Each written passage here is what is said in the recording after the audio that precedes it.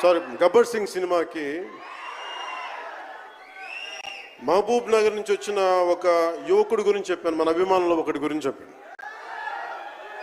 అన్న నువ్వేమి ఇవ్వదు, ఒక హిట్ ఇవ్వన్నా చాలని.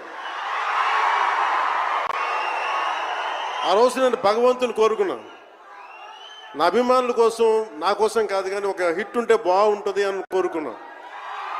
అది హరీష్ శంకర్ గబ్బర్ సింగ్ వల్ల తిరిగి వచ్చింది.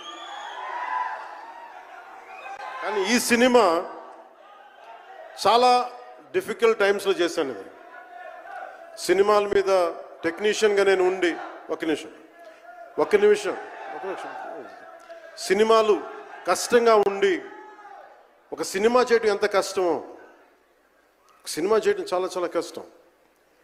నేను మీతో పంచుకోదలుచుకున్నాను ఈ రోజున. మీకు సంబంధించి నేను మొదటి సినిమా నుంచి ఇప్పుడు దాకా జానీ సినిమా నేను చేసినప్పుడు అది ఫెయిల్ అయితే, ఆ సినిమా ఫ్లాప్ అయితే ఎలా ఉంది అంటే ఆ రోజు నా పరిస్థితి, వరుసగా హిట్లు కొట్టి కూడా ఒక్క సినిమా ఫ్లాప్ అయితే అందరూ మీరు వదలలేదు. నేను మీ గురించి ఎప్పుడు మాట్లాడతాను